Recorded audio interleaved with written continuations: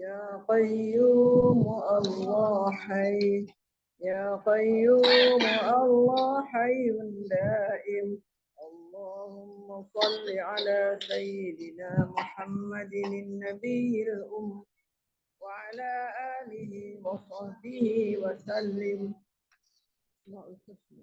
يا عفو يا غفار يا تواب يا قدوس يا جليل يا عفو يا غفار يا تواب يا قدوس يا جليل يا عفو يا غفار يا تواب يا قدوس يا جليل يا عفو يا غفار يا تواب ya Qudus ya Jalil. Wahai Allah yang maha pemaaf, wahai yang maha pengampun, wahai yang maha penerima taubat, wahai yang maha suci, yang maha agung, maafkanlah kami, ampunilah kami, terimalah taubat kami, suci dan jernihkanlah hati nurani kami daripada segala penyakit-penyakit hati, dosa dan berhala diri. Ya Nur ya Hadi ya Haq Ya Nur ya Hadi ya Haq Ya Nur ya Hadi ya Haq Ya Nur ya Hadi ya Haq Ya Nur ya Hadi ya Haq. Wahai Allah yang maha pemilik, yang maha pemberi cahaya, yang maha pemberi petunjuk, yang maha benar, pancarkanlah cahaya petunjuk dan kebenaran serta ma'rifatmu ke dalam kami. Ya Fattahu ya Fattahu ya Fattahu ya Fattahu ya Fattahu. Wahai Allah yang bukakan hijab antara kami dan Engkau ya Allah. Ya Latif ya Latif ya Latif ya Latif ya Latif. Wahai Allah yang maha lembutkanlah hati kami yang keras ini agar bentar. Apa? Ya Hafiz ya Muhaimin Ya Hafiz ya Muhaimin Ya Hafiz ya Muhaimin Ya Hafiz ya Muhaimin Ya Hafiz ya Muhaimin. Wahai Allah yang maha pemelihara lagi maha pelindung, peliharalah, lindungilah dan pagarilah hati-hati kami daripada bisikan nafsu dan syaitan. Ya Bari'u ya Bari'u ya Bari'u ya Bari'u ya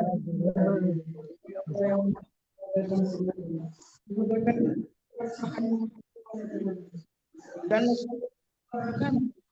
agama yang sejati. Ya Alimu ya Hakimu ya Rashid Ya Alimu ya Hakimu ya Rashid Ya Alimu ya Hakimu ya Rashid Ya Alimu ya Hakimu ya Rashid Ya Alimu ya Hakimu ya Rashid. Wahai Allah, Kurniakanlah kami ilmu ma'rifat agar kami benar-benar mengenali dan mentaati.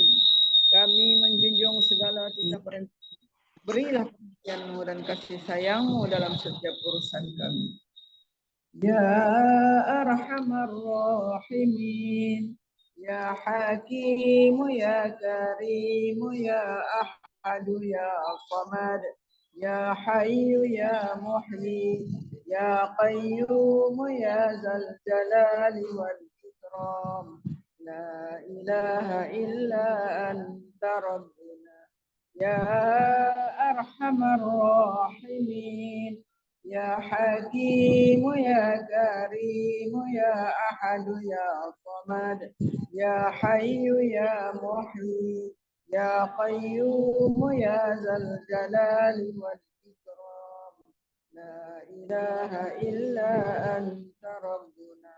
Ya Arhamar Rahimin, Ya Hakim, Ya Karim, Ya Ahad, Ya Samad, يا حي يا محيي يا قيوم يا ذا الجلال والإكرام لا إله إلا أنت ربنا يا أرحم الراحمين يا حكيم كريم يا أحد يا صمد يا حي يا محيي يا قيوم يا ذا الجلال والإكرام لا إله إلا أنت ربنا يا أرحم الراحمين يا حكيم يا كريم يا أحد يا صمد يا حي يا محيي يا قيوم يا ذا الجلال والإكرام لا إله إلا أنت ربنا. Wahai Allah yang maha mengasihani daripada segala yang mengasihani, yang maha bijaksana, yang maha mulia, yang maha esa. Engkaulah tempat meminta, wahai yang maha hidup, yang maha menghidupkan, yang maha berdiri sendiri, yang maha memiliki keagungan dan tiada Tuhan melainkan Engkau, Tuhan kami. Layakkanlah kami, ya Allah, menjadi golongan yang berjaya di dunia akhirat. Terima dan berkatilah Tuhan kami. Salawat syifa. Allahumma salli ala Sayyidina Muhammad tibbil qulubi wa dawaiha wa afiyatil abdani wa shifaiha wa nuril absari wa dhiyaiha wa ala alihi wa sahbihi wa barik wa sallim. Ya Allah, berilah rahmat atas penghulu kami Nabi Muhammad sallallahu alaihi wasallam yang dengan berkat salawat ke atas baginda akan menyembuhkan hati-hati, menjadi penawar dan menyehatkan tubuh badan, juga memberi kesembuhan penyakit serta mengurniakan cahaya penglihatan, dan kurniakanlah juga rahmat, keberkatan dan kesejahteraan ke atas keluarga dan Allahumma anta rabbuna لا إله إلا أنت خلقتنا ونحن عبادك ونحن على عهدك ووعدك ما استطعنا نعوذ بك من شر ما صنعنا نبوء لك بنعمتك علينا ونبوء لك بذنوبنا فاغفر لنا فإنه لا يغفر الذنوب إلا أنت. Ya Allah, Engkau Tuhan kami, tiada Tuhan melainkan Engkau. Engkaulah yang telah menjadikan kami dan kami adalah hamba-Mu. Dan kami menurut di atas perintah dan perjanjian dengan sekadar keupayaan kami. Kami berlindung dengan-Mu pada kejahatan dosa yang telah kami. Dan kami mengaku dengan ni'mat-Mu ke atas kami. Dan kami mengaku dengan dosa-dosa yang telah kami lakukan. Maka ampunilah kami. Sesungguhnya tiada siapa yang dapat mengampunkan segalanya melainkan Engkau. Allahumma tahhir qulubana minan nifaq wa a'malana minar riya wa alsinatana minal kadhib wa a'yunana minal khiyana innaka ta'lamu kha'inatal a'yuni wa ma tukhfi sudur. Ya Allah, sucikanlah hati-hati kami daripada nifaq. Sucikanlah amalan-amalan kami daripada riya. Sucikanlah lidah-lidah kami daripada berdusta. Dan mata-mata kami daripada khianat. Sesungguhnya Engkau mengetahui mata-mata yang khianat dan apa yang tersembunyi dalam dada. Allahumma rahmataka narju wa la takilna ila anfusina tarfata 'ain. وأصلح لنا شأننا كله لا إله إلا أنت. Ya Allah, hanya rahmat-Mu kami berharap mendapatkannya.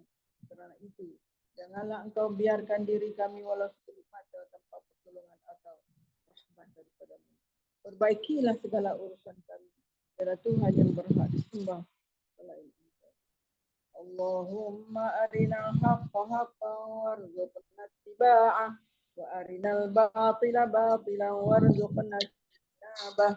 ولا تجعله ملتبسا علينا ونضل واجعلنا للمتقين إماما. Ya Allah, perlihatkanlah kepada kami yang benar, lalu bimbinglah kami untuk dan perlihatkanlah kepada kami yang salah itu adalah salah, dan bimbinglah kami untuk menghindarinya. Janganlah dijadikan yang benar dan salah itu samar-samar bagi kami sehingga menyebabkan kami sesat. Dan jadikanlah kami pemimpin bagi orang-orang yang bertakwa. Rabbana la tuzigh qulubana ba'da idh hadaitana wa hab lana min ladunka rahmah innaka antal wahhab. Ya Tuhan kami, janganlah Engkau memesongkan hati kami sesudah Engkau beri petunjuk kepada kami. Dan kurniakanlah kepada kami limpah rahmat dari sisi. Sesungguhnya Engkau jualan Tuhan yang melimpah pemberian. اللهم إنك تعلم أن هذه القلوب قد اجتمعت على محبتك والتقت على طاعتك وتوحدت على دعوتك وتعاهدت على نصرة شريعتك فوثق اللهم رابطتها وأدم ودها واهدها سبلها واملأها بنورك الذي لا يخبو واشرح صدورها بفيض الإيمان بك وجميل التوكل عليك وأحيها بمعرفتك وأمتها على الشهادة في سبيلك إنك نعم المولى ونعم النصير اللهم آمين وصل اللهم على سيدنا Muhammad wa ala alihi wa sahbihi wasallim. Ya Allah, sesungguhnya Engkau mengetahui bahawa hati-hati ini telah berhimpun kerana mengasihi-Mu, bertemu untuk mematuhi perintah-Mu, bersatu memikul beban dakwah-Mu. Hati-hati ini telah mengikat janji setia untuk mendaulat dan menyokong syariat-Mu. Maka eratkanlah ya Allah akan ikatannya. Kekalkan kemesraan antara hati-hati ini. Tunjuklah kepada hati-hati ini akan jalannya yang sebenar. Penuhkanlah piala hati-hati ini dengan cahaya Rabbani-Mu yang tidak kunjung malam. Lapangkanlah hati-hati ini dengan limpahan keimanan dan keindahan tawakal kepadamu. Hidup suburkanlah hati-hati dengan ma'rifat, pengetahuan sebenar tentang. Jika Engkau takdirkan kami mati, maka matikanlah pemilik hati-hati ini sebagai para syuhada dalam perjuangan agama. Sesungguhnya Engkau sebaik-baik sandaran dan sebaik-baik penolong. Ya Allah, perkenankanlah permintaan ini. Ya Allah, restui dan sejahterakanlah junjungan Nabi Muhammad sallallahu alaihi wasallam, keluarga dan para sahabat baginda semua. Allahumma ighfir lana walil mu'minina wal mu'minat wal muslimina wal muslimat wa alif baina qulubina wa aslih dhata bainina wansurna ala aduwika wa aduwina. Allahumma a'azzal islam wal muslimin. Allahumma adhilla syirka wal musyrikin. Allahumma ansur ikhwanana al muslimin fi kulli makan wa fi kulli zaman وفي كل وقت. اللهم إنا نجعلك في نحور أعدائنا ونعوذ بك من شرورهم. اللهم بدد شملهم وفرق جمعهم وشتت كلمتهم وزلزل أقدامهم وسلط عليهم كلبا من كلابك يا قهار يا جبار يا منتقم. Ya Allah, ya Allah, ya Allah, Allahumma ya munzil al-kitab, ya mujri as-sahab, wa ya hazim al-ahzab, ihzimhum, wansurna alaihim. Ya Allah, ampunilah kami, mukminin, mukminat, muslimin dan muslimat. Satukanlah hati-hati kami, perbaikilah hubungan antara kami, dan menangkanlah kami ke atas musuhmu dan musuh kami. Ya Allah, muliakan Islam dan orang Islam. Ya Allah, hinakanlah syirik dan mereka yang syirik. Ya Allah, bantulah saudara-saudara kami Muslim semuanya di semua tempat, zaman dan masa. Ya Allah, kami letakkan kamu di batang leher musuh-musuh kami, dan kami berlindung denganmu dengan kejahatan mereka. Ya Allah, hancurkan kumpulan mereka. Ya Allah, pecahkan pakatan mereka. Ya Allah, leburkan pendirian mereka. Ya Allah, musnahkan langkah mereka. Cengkamkan anjing-anjingmu kepada mereka. Ya Allah yang maha memaksa. Ya Allah yang maha perkasa. Ya Allah yang maha membalas. Ya Allah, ya Allah, ya Allah. Yang turunkan kitab, yang gerakkan awan. Yang tewaskan tentera Ahzab. Kalahkan mereka, ya Allah. Kalahkan mereka. Kalahkan mereka dan kemenangan untuk kami. Sallallahu ala sayyidina Muhammad wa ala alihi wa sahbihi ajma'in. Alhamdulillahi rabbil alamin.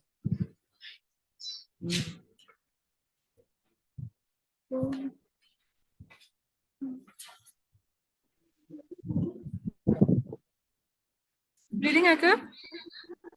Dengar tak ya? Dengar clear. Alhamdulillah, this one better. Dengar tak? Dengar. Ha? Tak, sana tak dengar. Dia jauh. Dengar, sekarang dah okey, sekarang dah okey. Anda okey? Dah okey dah. Alhamdulillah. A'udzubillahi minasyaitonir rajim. Bismillahirrahmanirrahim.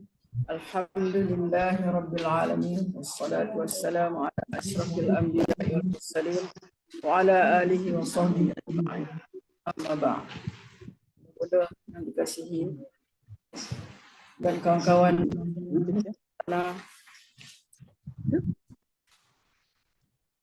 syukur alhamdulillah. Benda-benda semua sihat ah. Tak ada senaman dah kan? Habis dah kan? Tamat dah senaman. Pocok-pocok pula. Betul? Tak. Teruskanlah. Datuk dah baca mesej saya, Datuk. Ya. Datuk dah baca. Zaidah Datuk. hantar mesej hari ni suruh cancel sebab dia accident. Allah Akbar. Zaidah accident depan sirin, kereta dia kena langgar. Oh. Cikgu senaman kita accident. Kereta dia kena langgar depan pavilion dekat Bukit Jalil. Oh, saya baru tengok. Jadi dia kata dia tak dapat datang lah sebab dia kena hantar kereta pergi bengkel. Dia kena- okey ke Mun? Ha? Dia okey. Dia okey. Dah check dia okey. Tapi kereta memang kena hantar lah sebab dia ingat nak balik kampung kan. 25-20 tapi kereta dia accident. Tapi dah check dia tak ada apa-apa okey. So jadi saya hanya nak tanya Datuk lah. Sama ada kita nak teruskan sendiri kita tanpa cikgu atau macam mana. Sebab hari ni kalau uniform datang, Aisyah boleh bagi-bagi lah kawan-kawan. Betul. Saya pun dah bayar semua dah. Dia nak hantar ini. Decide lepas kelas boleh tak? Kita decide lepas kelas. Okey.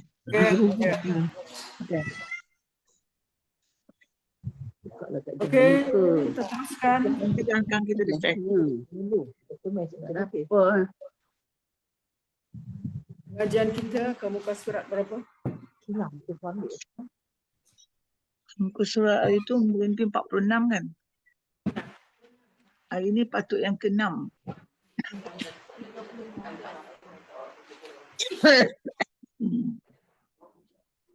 Ke-6. 18 bulan hari tu kita berhenti dekat apa tu? Ya'lamu baina aydihim wa ma khalfahum. Hari ni yang ke-6 lah. Wala yuhitu nabi illa bima syaa. Yang ke-6. Ya, kita bukan ayat yang ke-6 tetapi apabila kita bahagikan Ya, ayat porsi itu kepada 7 bahagian, senang kita memahaminya satu persatu. Maka hari ini adalah yang ke-6, iaitu dalam ayat ni, dalam ayat ke-6. Ke-6. Wala yuhituna bi syai'in min 'ilmihi illa bima syaa. Kita ingat balik semula. Allahu la ilaha illa huwal hayyul qayyum. Pertama. La ta'khudhuhu sinatun wala naum. Yang kedua. Lahu ma fis samawati wa ma fil ard.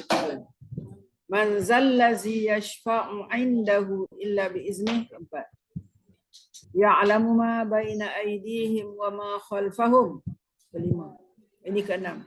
Dalam ayat keenam Allah berfirman wala yuhituna bi syai'in min 'ilmihi illa bima syaa. La yuhituna bi syai'in min 'ilmihi illa bima syaa. Perkataan yuhitu daripada ahata, dia punya madhi dia punya past tense dia. Mudhari' dia yuhitu, ahata yuhitu. Bila ada waw nun tu makna ramai lah. Ahata yuhitu, apa makna ahata yuhitu? Mengetahui. Mengetahui. Wala yuhituna. Di sini adalah maka mereka tidak mengetahui sedikit pun. Wala yuhituna bi syai'in min ilmihi illa bima syaa. Mereka ni, kita ni lah manusia ni.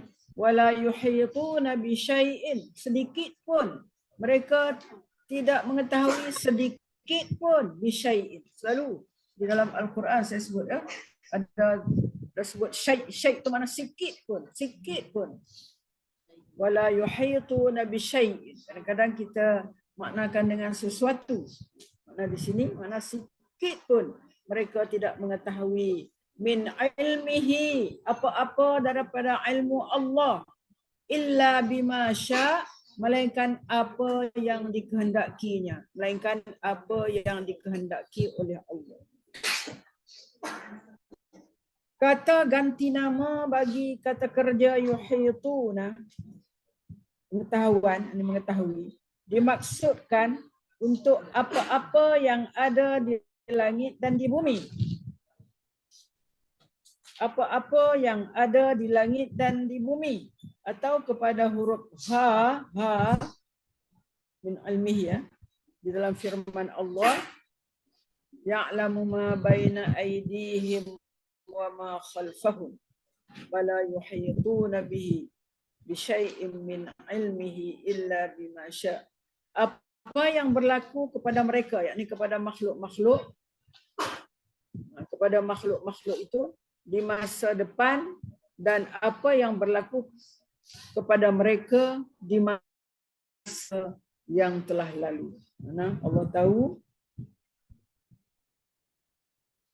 ma baina aydihim tadi ya, ma baina aydihim wa ma khalfahum, apa yang berlaku kepada mereka, yakni kepada makhluk-makhluk di masa depan. Ma baina aydihim tu dulu. Bila perkataan ID ni makna tangan. Jamak kepada tangan. Yadun, satu tangan. Kalau ID, tangan-tangan. Okey. Kalau kita terjemah harfiah, apa yang ada di antara tangan mereka dan apa yang ada di belakang mereka. Baina aidihim kita maknakan bila dikombainkan baina dengan ID, dua-dua tu dengan makna amam, di hadapan. Kan? Baina aidihim. Bila saya duduk macam ni, ni dua tangan kan?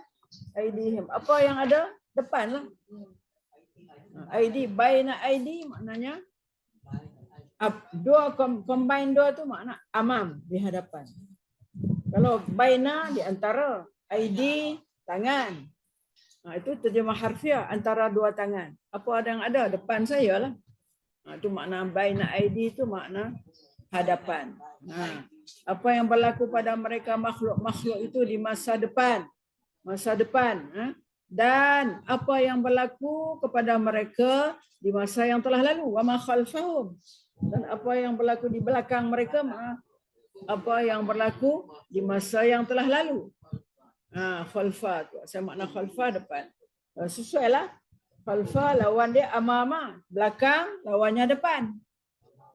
Dalam hal ayat yang kedua itu, maksudnya tentulah mereka yang Allah mengetahui apa yang terjadi pada mereka di masa lepas dan akan datang. Makna makhluk ni. Allah tahu apa yang berlaku pada masa yang lepas dan masa yang akan datang. tidak akan dapat mengetahui apa-apa dari ilmu Allah melainkan sekadar apa yang dikehendakinya, melainkan apa yang dikehendaki oleh Allah. Jadi kita ni tak tahu tentang ilmu Allah. Allah saja yang tahu. Allah tahu tentang kita yang telah lalu dan akan datang, tapi kita tidak mengetahui apa-apa dari ilmu Allah melainkan sekadar apa yang dikehendaki. Apa Allah kehendaki saja yang kita tahu. Ya? Dalam pernyataan ini Allah Jalla Jalaluh menjelaskan kesempurnaan ilmunya. Kesempurnaan ilmu Allah sebab dia tahu semua. Dan menjelaskan dan kelemahan ilmu yang dimiliki oleh makhluk. Kita makhluk ni adalah bahan ilmu yang dimiliki oleh makhluk sebab kita tidak tahu semua, melainkan hanya sekadar yang dikehendaki oleh Allah. Dan demikianlah dia, yakni Allah Azza wa Jalla, membandingkan sifat-sifatnya dengan sifat-sifat para hamba-Nya. Hamba Allah ialah ibad. Ibad tu perkataan lepas tu. Ibad. Ain ba alif dal. Ibad. Dengan sifat-sifat hamba-Nya, yakni ibad. Supaya dengan itu terbuktilah dengan jelas kesempurnaannya dengan kelemahan dan kekurangan para makhluk. Hal ini juga dijelaskan di dalam firman-Nya, kullu man 'alaiha fan, dalam suratul Rahman ayat 26, 27, wa yabqa wajhu rabbika dzul jalali wal ikram. Semua yang ada di bumi itu akan binasa. Mana? Makhluk semua binasa. Apa dia makna makhluk? Itulah selain daripada Allah. Makhluk ialah selain daripada Allah. Maka semua yang ada di bumi ini, makhluk yang ada di bumi ini akan binasa dan yang tetap kekal ialah Tuhanmu, zat Tuhanmu yang mempunyai kebesaran dan kemuliaan. Wa yabqa, kekal. Wajhu rabbika, zat Tuhanmu, Zul Jalali wal Ikram, yang mempunyai kebesaran dan kemuliaan. Berkenaan kalimah ilmu pengetahuan di dalam firman-Nya, wala yuhituna bi syai'in min ilmihi, ilmu pengetahuan Allah. Di dalam firman-Nya ilmihi, ilmunya itu adalah kata nama infinitif yang menandakan apakah ilmu tentang zatnya dan sifatnya. Ilmu tentang zat Allah, diri Allah, zat Allah dan sifat Allah, atau maklumnya, yakni pengetahuan Allah. Mana? Ilmihi, ilmu Allah itu apa dimaksudkan? Itulah dia kata tentang ilmu tentang zat Allah, sifat Allah, atau tentang pengetahuan Allah. Maklum itu makna apa yang diketahui oleh Allah, pengetahuan Allah. Oleh kerana itu, maksud dari ayat wala yuhituna bi syai'in min ilmihi illa bima syaa, apa maknanya? Dan mereka tidak mengetahui, ini makhluk ni, kita ni tak mengetahui apa-apa dari ilmu Allah melainkan apa yang dikehendakinya. Bererti, apa artinya? Bahawa kita tidak tahu apa-apa tentang Allah, yakni tentang zatnya, zat Allah, diri Allah tu, dan sifatnya, melainkan apa yang dikehendakinya untuk kita ketahui. Kedua, bahawa kita tidak tahu apa yang diketahui Allah, melainkan apa yang Dia kehendaki untuk kita ketahui. Kita tidak tahu apa yang diketahui Allah. Hak Allah tahu tu, kita tak tahu, melainkan apa yang Allah nak kita tahu. Makna apa yang ada kat kita sekarang ni, itulah yang Allah nak kita tahu setakat tu. Jadi maknanya ilmu Allah ni sangat luas. Mungkinan banyak lagi benda-benda yang Allah tak bagi tahu kepada kita. Banyak lagi. Jadi bahawa kita tidak tahu apa yang diketahui oleh Allah melainkan apa yang Dia kehendaki untuk diketahui. Ayat tersebut, ayat tadi di atas, wala yuhituna bi syai'in min ilmihi illa bima syaa'. Ayat tersebut mengisyaratkan kedua-dua makna tersebut. Dan kedua-duanya benar sebab kita tidak tahu mengenai zat dan sifat Allah, melainkan apa yang dia kehendaki untuk kita mengetahuinya. Zat dan sifat Allah. Kita tahu je Allah itu ada. Yang disebut oleh dalam hadis kalau tak salah, jangan kamu nak tahu tentang zat Allah. Ketahuilah tentang apa? Kejadian Allah. Kita itu tak apa. Kita lihat kejadian Allah, mungkin kita boleh kaji.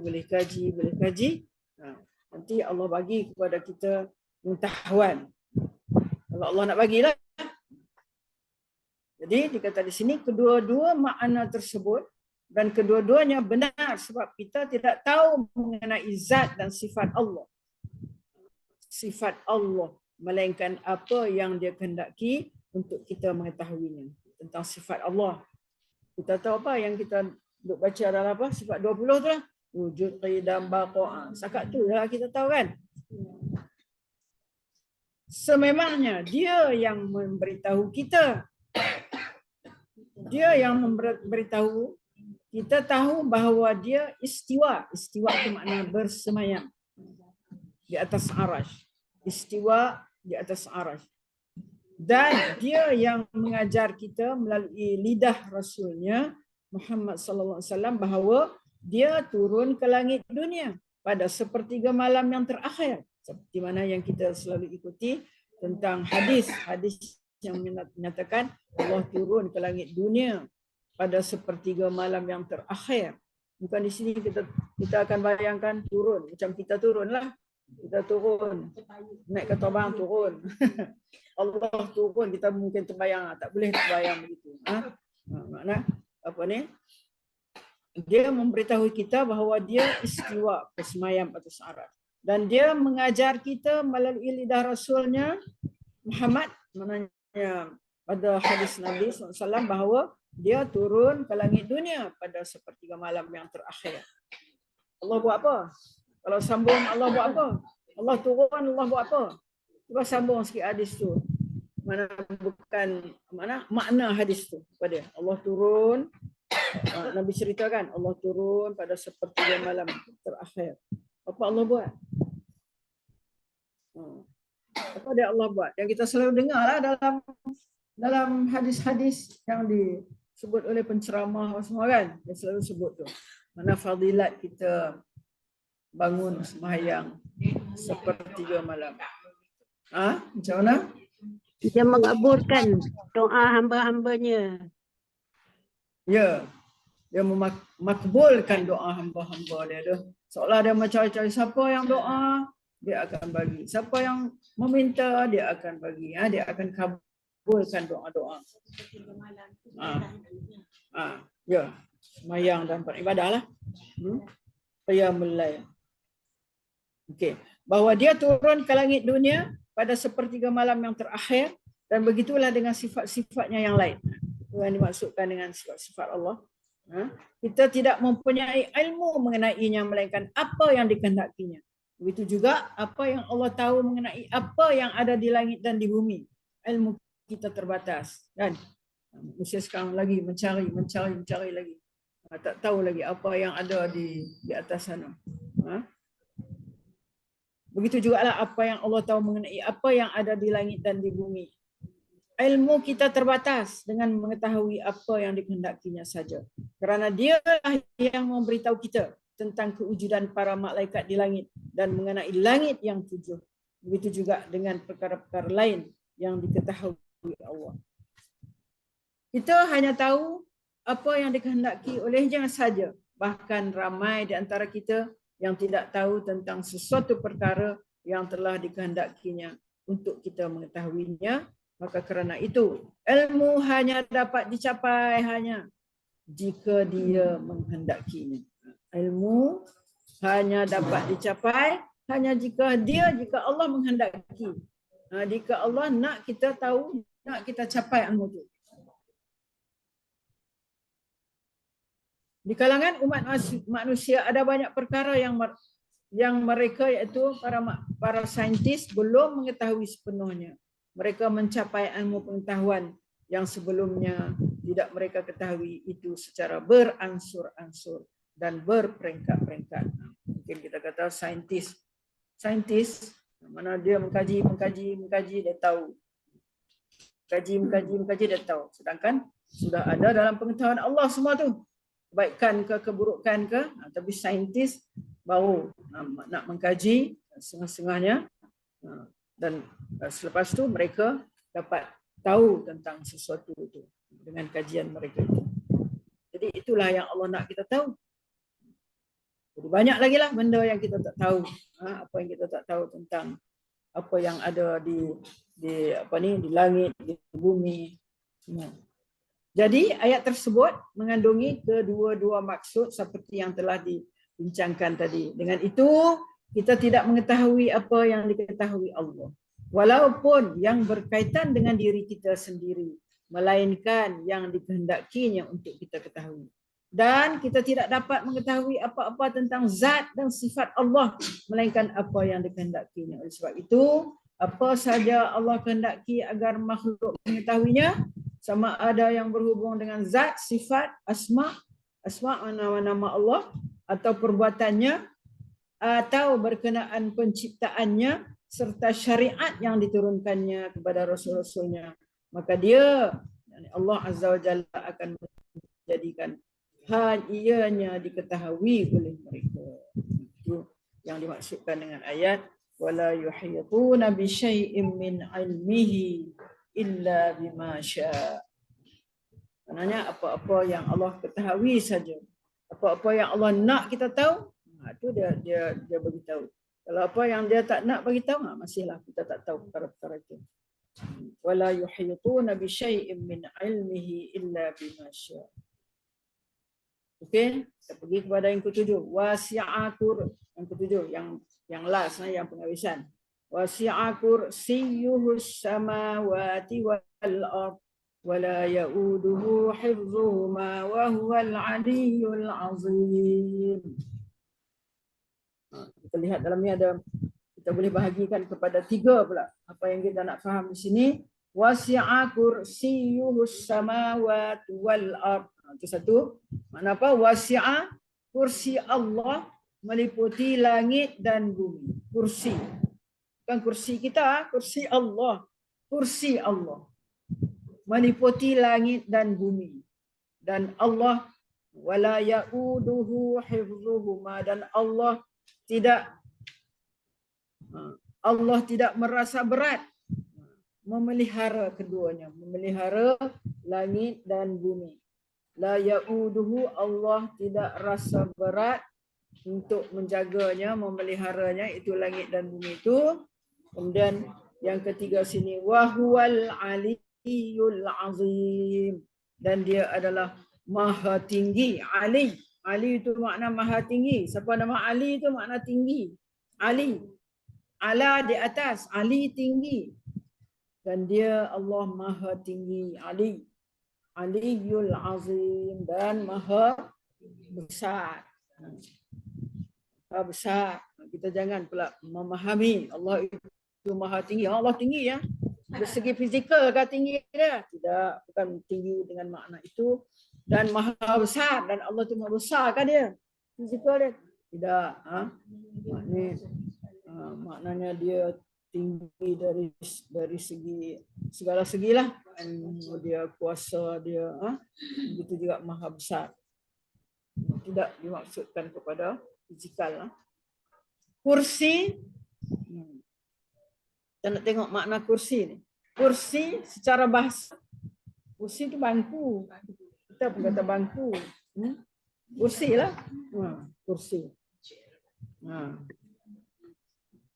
Kita kalau bangku bahasa kita apa? Bukan hak panjang tu kah? Ya. Kan? Yang panjang ni. Kursi. Yang panjang tu duduk atas bangku, mana boleh duduk ramai.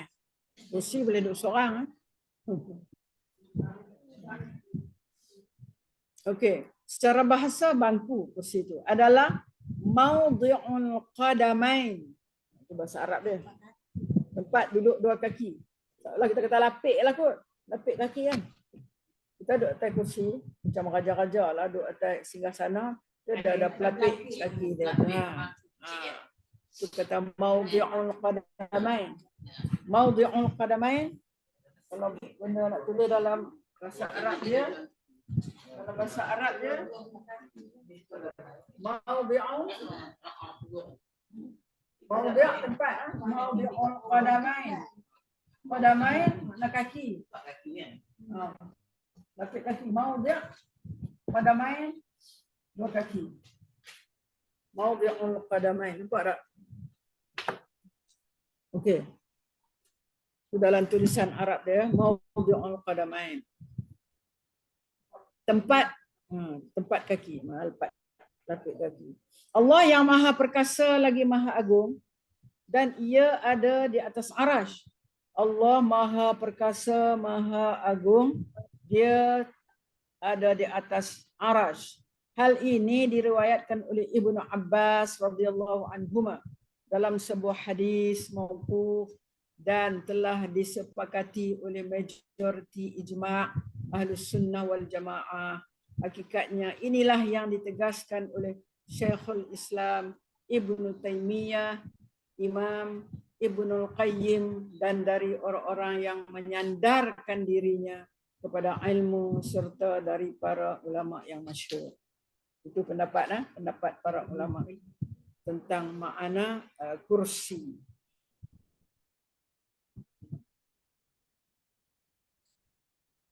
Kita lihat tentang apa yang disebut sebagai mauquf itu adalah mengenai perbincangan mengenai hadis lah. Hadis daripada Ibnu Abbas itu. Tapi telah disepakati oleh majoriti ulama Ahlus Sunnah wal Jamaah. Hakikatnya inilah yang ditegaskan oleh Syekhul Islam Ibnu Taimiyah, Ibnu Qayyim dan dari orang-orang yang menyandarkan dirinya kepada ilmu serta dari para ulama masyhur. Sebahagian mereka mengatakan bahawa al-kursi itu apa? Adalah arash. Kursi itu adalah arash. Kursi arash. Kursi tadi dia kata tempat letak dua kaki. Banyak pendapat kebanyakan ulama. Dan pendapat seterusnya kursi ialah apa? Adalah arash itu sendiri. Arash. Arash adalah makhluk Allah yang paling besar, besar daripada daripada langit bumi. Mana langit dan bumi pun duduk dalam dia, mana besarnya. Namun demikian, hal ini tidak benar kerana arash adalah terlebih besar. Arash lebih besar. Sebab arash lebih besar daripada kursi. Lebih lapang dan sangat luas dibandingkan al-kursi. Diriwayatkan juga oleh Ibnu Abbas bahawa al-kursi merupakan ilmu Allah. Jadi adalah seolah kita boleh kata ada tiga pendapat kat sini. Tadi pertama tentang maudhi'ul qadamain tadi tu, tempat letak kaki tu.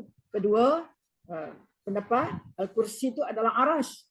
Ketiga ilmu Allah. Kursi itu makna ilmu Allah. Makna luasnya wasi'a kursiyuhu ilmu Allah. Meliputi langit dan bumi. Jadi mungkin kita kata boleh tiga makna lah di sini . Jadi ilmu Allah. Namun kata pengarang ini saya tidak fikir bahawa riwayat ini sahih kerana menurut bahasa Arab sastra, begitu juga bahasa biasa uruf, maksud ini iaitu ilmu. Bukanlah maksudnya yang sebenar bagi kalimat kursi. Kenyataannya tidak mungkin sama sekali bahawa riwayat yang disandarkan kepada Ibnu Abbas ini sahih. Dengan demikian, al-kursi ialah maudhi'ul qadamain. Mana yang masih berpendapat bahawa makna al-kursi itulah maudhi'ul qadamain. Keagungan dan kebesaran al-kursi dinyatakan dengan jelas dalam sebuah hadis di mana Rasulullah SAW bersabda. Jadi mengenai perkataan al-kursi, perkataan arash, mana kita faham dalam makna kursi, makna dia demikian dan mungkin al-arash nanti kita tahu makna yang dia itu adalah lebih besar daripada kursi. Kita tengok di sini keagungan dan kebesaran al-kursi dinyatakan dengan jelas dalam sebuah hadis di mana Rasulullah SAW bersabda, "Mas samawatu sab'u wal aradun as-sab' indal kursi illa ka halqatin mulqatin bi ardi falatin wa inna fadlal arshi 'ala al-kursi ka fadlil falati 'ala tilkal halaqah." Rawahu Ibnu Syaibah. Mana hadis ini diriwayatkan Ibnu Syaibah dan diriwayatkan oleh Al-Baihaqi juga daripada hadis Abu Zar. Itu apa ni periwayat dia. Jadi 7 lapisan langit dan 7 lapisan bumi tiada maknanya di sisi Al-Kursi melainkan seperti sebentuk cincin. Maknanya dia nak umpamakan besarnya Al-Kursi itu 7 lapis langit, 7 lapis bumi. Tidak ada makna di sisi Al-Kursi. Nak bezakan 7 lapis langit, 7 lapis bumi. Kalau kita nak bezakan dengan Al-Kursi itu, melainkan seperti sebentuk cincin yang dilemparkan ke negeri yang tandus, yang dilemparkan ke padang pasir. Padang pasir luas kan? Diumpamakan begitu. Kalau Al-Kursi itu seperti padang pasir tu, cincin tu adalah langit dan bumi. Kecilnya, kecil lagi. Mana langit dan bumi tu kita kata, kalau kita ni kata, langit bumi tu tak kira besar dah bagi kita. Tetapi makna yang sebenar, kursi itu adalah lebih besar. Sehingga diumpamakan seperti, maknanya langit dan bumi itu seperti cincin yang kecil tu, kursi itulah yang luas, yang besar. Kalau aras lagi lah lebih besar daripada kursi. Jadi maknanya di sisi Al-Kursi melainkan mana lapisan langit dan bumi tiada. Maknanya di sisi Al-Kursi melainkan seperti sebentuk cincin yang dilemparkan ke negeri yang tandus. Maknanya di padang pasir lah. Dan demikianlah Al-Kursi dibandingkan dengan aras. Begitu juga lah. Kursi dengan aras. Aras lagi besar. Aras lagi besar. Mana? Kursi boleh duduk dalam aras. Boleh duduk di bawah aras. Kecil lah. Kecil daripada aras lah. Bumi ni lebih kecil daripada kursi dan aras. Hadis di atas menunjukkan keluasan dan kebesaran kedua-dua ciptaan tersebut. Tidak termasuk perkara yang termasuk perkara-perkara gaib bagi kita. Jadi menunjukkan keluasan dan kebesaran. Yani Al-Kursi dan Arash. Kedua-duanya itu kursi Al-Arash, mana ciptaan tersebut termasuk perkara-perkara gaib bagi kita. Kerana itulah Allah berfirman. Kita boleh tengok langit, kita boleh tengok bumi, tetapi apabila disebut kursi, mana kita boleh tengok? Percaya adalah kursi itu ada, Arash itu ada. Lihat firman Allah, afalam yanzuru ila as-sama'i fawqahum kaifa banainaha wa zayyannaha wa ma laha min furuj. Maka apakah mereka tidak melihat akan langit yang ada di atas mereka? Afalam yanzuru ila as-sama'i fawqahum. Tidakkah mereka melihat, yanzuru, memerhatikan ila as-sama' pada langit, fawqahum yang ada di atas mereka. Kaifa banainaha, kaifa, bagaimanakah kami meninggikannya? Kaifa banainaha, bagaimana kami meninggikannya, meninggikan langit itu. Wa zayyannaha, dan kami menghiasinya. Zayyanna, zina, kami menghiasinya. Hiasi dengan bintang, bulan, semualah. Wa ma laha min furuj, dan langit itu tidak mempunyai retak-retak sedikit pun. Wa ma laha min furuj. Ya. Tak usah. Jadi Allah Subhanahu Wa Taala, Allah Azza wa Jalla tidak mengatakan, apakah mereka tidak melihat Al-Kursi? Sebab kursi tak nampak. Allah suruh lihat pada langit. Atau aras. Kenapa Allah kata afalam yanzuruna ilal kursi? Afalam yanzuru ilal aras? Kenapa Allah tak kata begitu? Kerana kedua-duanya adalah perkara yang tidak dapat dilihat oleh mata kasar kita. Kalaulah Allah tidak memberitahu kita mengenai Al-Kursi dan Al-Arash, maka tentu kita tidak akan mengetahui tentang. Kalau Allah tak sebut dalam Quran kata kursi, wasi'a kursiyyu sama arash. Arash tak sebut arash dalam Al-Quran, tentu kita tak tahu. Sebab kita tak nampak. Yang kita nampak ialah langit, bumi. Firman Allah. Wasi'a kursiyyuhus samawati wal ard. Wasi'a kursiyyuhus samawati wal ard.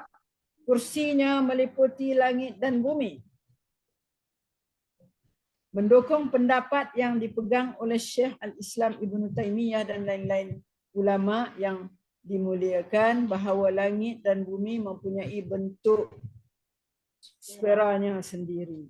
Kerana hal ini merupakan persoalan yang diketahui melalui tanggapan indrawi dan maklumat. Meskipun kaedah yang terakhir maklumat itu telah tersembunyi daripada pengetahuan orang-orang dahulu. Bukti dari hal ini dapat dilihat dari Al-Quran di mana Allah berfirman, "Idzas samaa'u insyaqqat wa adzinat li rabbiha wa huqqat wa idzal ardu muddat." Apabila langit dibelah dan patuh kepada Tuhannya. Nah, langit itu patuh kepada Tuhannya. Dan sesudah semestinya langit itu patuh. Dan apabila bumi diratakan, idzal ardu muddat yang terdapat dalam suratul Insyiqaq. Nah, kita boleh nampak Firman Allah, wa idzal ardu muddat, dan apabila bumi diratakan, menunjukkan bahawa pada masa ini belum diratakan. Belum lagi lah. Nah, bila tiba kiamat lah, bila tiba hari ditiupkan sangkakala lah, barulah akan diratakan bumi ini. Sebagai tambahan, Nabi SAW menyebutkan bahawa pada hari kiamat kelak bumi akan diratakan seperti hamparan kulit sebagai contoh penegasan dan penekanan terhadapnya.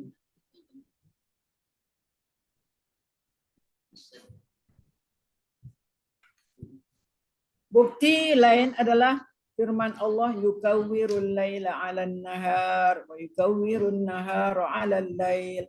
Dia menutupkan malam atas siang dan menutupkan siang di atas malam. Yukawwiru, perkataan kawwara, yukawwiru. Yukawwiru adalah fi'il mudhari'. Fi'il mudhari', kawwara, yukawwiru bermaksud menutupkan. Seperti ucapan kita akwar. Akwar kata masdar kawwar dari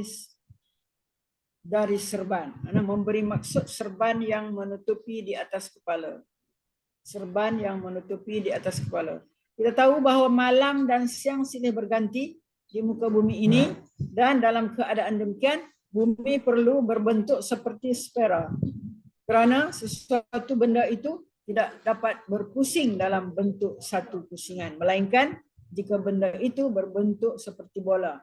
Pada hari ini telah dapat disaksikan bahawa sesungguhnya bumi berbentuk sfera.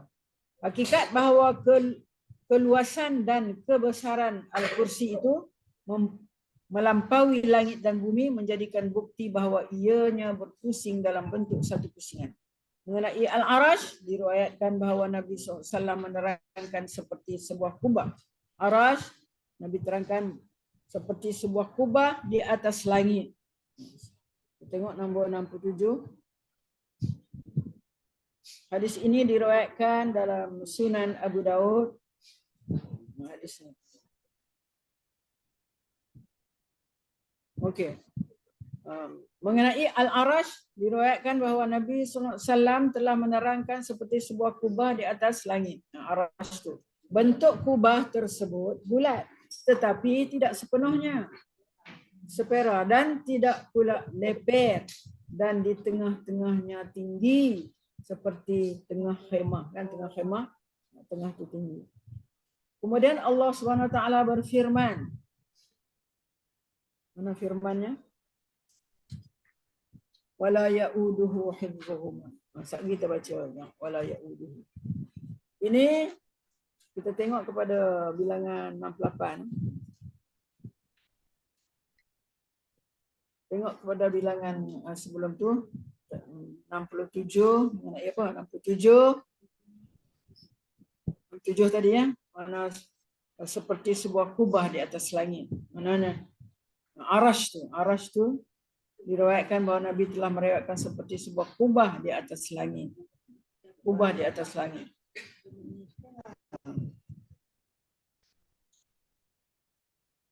Terdapat pertentangan pendapat berhubung dengan kesahihan isnadnya. Imam Az-Zahabi dan lain-lain ulama hadis termasuk Al-Albani menganggap isnadnya lemah. Imam Ibnul Qayyim menyokong kesahihannya. Teks hadis yang menerangkan arash berbentuk seperti sebuah kubah di atas langit didukung oleh hadis sahih lain yang diriwayatkan oleh Imam Bukhari di dalam kitab sahihnya. Ada.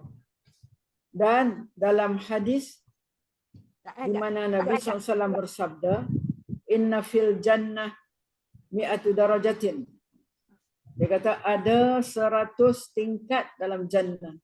Inna fil jannah mi'atu darajatin. Ada 100 tingkat dalam syurga yang Allah menyediakannya. A'addaha Allah lil mujahidin fi sabili. Allah menyediakannya iaitu yang disebut sini sebagai Firdaus untuk orang yang berjihad di jalannya. Jarak antara setiap tingkat itu, setiap tingkat dalam syurga tu, jaraknya adalah seperti jarak antara langit dan bumi. Itu dia. Antara langit dan bumi. Setiap tingkat. Setiap tingkat tu. Punya. Tak tahulah, tak terbayanglah kita. Fa iza sa'altumullah fas'alul firdaus. Ini yang kita kata kalau nak minta, janganlah minta yang syurga yang bawah-bawah, mintalah syurga yang paling atas. Inilah hadisnya. Fa iza sa'altumullah, maka jika kalian meminta sesuatu dari Allah, mintalah kepadanya syurga Firdaus. Ia adalah bahagian yang pertengahan dan tertinggi di syurga. Dan di bahagian atasnya adalah Arash Ar-Rahman. Dan dari bawahnya memancar sungai-sungai syurga. Ini dalam hadis disebut. Fa'iza sa'altumullah, apabila kamu minta kepada Allah, fas'aluhul firdaus, mintalah kepada Allah surga Firdaus. Fa innahu awsatul jannah wa a'lal jannah. Dia adalah syurga yang berada di tengah-tengah, tengahan dan tertinggi di syurga, dan di bahagian atasnya adalah Arash. Firdaus ni, syurga Firdaus ni atas dia macam bumbung lah, pada Firdaus itu adalah Arash Allah. Awsatul jannah wa a'lal jannah wa fawqahu arsyun. Di atasnya ada Arash Allah, Arsyur Rahman. Wa minhu tafjuru anharul jannah, dan daripadanya adalah juga daripada itu apa ni, memancar sungai-sungai syurga. Arash menjadi bumbung syurga Firdaus. Jadi seolah-olahnya Arash ini menjadi bumbung kepada syurga Firdaus. Mana kita dah tahu bahwasanya Arash adalah makhluk Allah yang paling besar, yang mana di bawahnya itu dia sebagai menjadi bumbung kepada syurga Firdaus. Bahagian syurga yang paling tinggi dan pertengahan, di syurga Firdaus mengisyaratkan bahawa ia berbentuk seperti kubah, kerana sesuatu benda itu tidak boleh berada di tengah dan di bahagian tertingginya, ini puncak, melainkan jika ia bulat. Syekhul Islam Ibn Taymiyah dalam Al-Fatawa dia, dalam volume yang kelima, muka surat 150 hingga muka surat 155, dan kitab Al-Arsh, Khus menyatakan tentang Arash dikarangkan oleh Muhammad Usman bin Abi Syaibah dari Riyadh, Saudi, di Maktabah Perpustakaan Ar-Rusd, disemak oleh Dr. Muhammad bin Khalifah At-Tamimi. Itu semua ada muka surat dia. 68 menceritakan tentang apa? Di tengah-tengahnya tinggi seperti tengah khemah. Cerita tentang Arash begini. Hal ini berdasarkan atas keterangan tambahan terhadap teks terjemahan yang mana pengarangnya Syekh Muhammad Ibnu Saleh Al-Utsaimin menceritakan secara langsung kepada saya, kepada penulis buku ini pada hari Rabu atau ada tarikh-tarikh ada jumpa dengan itu. Dia menyatakan bahawa keterangan ini sesuai dengan hadis mengenai syurga Firdaus sebagaimana telah disebutkan di atas, dan Allah telah mengetahui. Allah telah lebih mengetahui dan Allah lebih mengetahui. Kemudian ayat seterusnya ialah wala yauduhu hifzuhuma wa huwal aliyyul azim, dan Allah tidak merasa berat untuk memelihara keduanya. Allah tidak merasa berat untuk menjaga memelihara langit dan bumi. Kedua-duanya di sini adalah dimaksudkan langit dan bumi. Sifat Allah di atas tidak merasa berat memelihara keduanya. Ini tidak merasa berat memelihara langit dan bumi itu merupakan satu sifat penafian. Jadi, apakah sifat yang perlu bagi memelihara dan menjaga langit dan bumi selain daripada sifat tersebut, sehingga kita mengetahui bahawa penafian tersebut merasa berat, penafian tersebut itu merasa berat pada hakikatnya adalah penegasan terhadap kesempurnaannya, kesempurnaan Allah. Maka sangat penting bagi penjagaan dan pemeliharaan itu memerlukan hayat, memerlukan ilmu, memerlukan kemampuan, kekuatan, rahmat dan lain-lain sifat yang memungkinkannya. Apa yang penting ialah penafian, penyangkalan tersebut menggambarkan kesempurnaan Allah. Penafian dan penyangkalan yang disebutkan la yauduhu hibbuhuma wa huwal aliyyul azim itu adalah menggambarkan tentang kesempurnaan ilmu Allah lah, kemampuan Allah, kekuasaan dan rahmat Allah. Juga lain-lain sifat yang disifatkan kepadanya yang perlu bagi penjagaan dan pemeliharaannya. Kemudian Allah berfirman, wa huwal aliyyul azim, dan Allah Maha Tinggi lagi Maha Besar. Allah Maha Tinggi lagi Maha Besar. Jadi ini adalah Asmaul Husna yang keempat kan? Ya. Dan kelima yang kita boleh dapati di dalam apa ni ayat kursi ni. Pertama hari itu Allah Al-Hayyu Al-Qayyum, dan yang last ialah Al-Aliyyu Al-Azim. Al-Aliyyul Azim, yang Maha Tinggi dan Maha Besar. Ayat ini dengan sepadan definisi kedua-keduanya mengisyaratkan kekuasaan bahawanya Allah yang Maha Tinggi, yang memberi maksud bahawa dia memiliki kelebihan, ketinggian mutlak. Dia memiliki kelebihan dan ketinggian mutlak. Al-ulu, al-mutlak. Al-uluwul mutlak. Kelebihan, ketinggian yang mutlak. Sedangkan manusia hanya memiliki ketinggian dan kelebihan al-ulu yang terbatas. Jadi maknanya Allah mempunyai kelebihan, ketinggian yang mutlak. Sedangkan manusia hanya memiliki ketinggian dan kelebihan yang terbatas. Ada juga ulu. Manusia ada juga ulu, tapi terbatas. Tidak seperti Allah, ketinggiannya adalah mutlak. Okey. Firman Allah, wala tahinu wala tahzanu wa antumul a'launa in kuntum mu'minin. Dalam surah Ali Imran ayat 139. Janganlah kamu bersikap lemah, wala tahinu Wahan, daripada perkataan wahana yahinu tahinu. Anda lemah. Yang mana disebut oleh Nabi kita dalam hadis, perkataan wahan ni ada disebut di dalam hadis, menyatakan umat di akhir zaman ni dia ada penyakit wahan. Penyakit wahan apa dah? Lemah. Wala tahinu wala tahzanu, janganlah kamu bersikap lemah. Wala tahzanu, dan jangan pula kamu bersedih. La tahzan, la tahzan. Kan ada kitab nama la tahzan. Jangan bersedih. Jangan pula kamu bersedih hati. Padahal kamulah orang-orang yang paling tinggi. Wa antumul a'launa. Nak katakan perkataan a'la, ali, daripada perkataan ini, daripada makna tinggi, ketinggian. Wa antumul a'launa.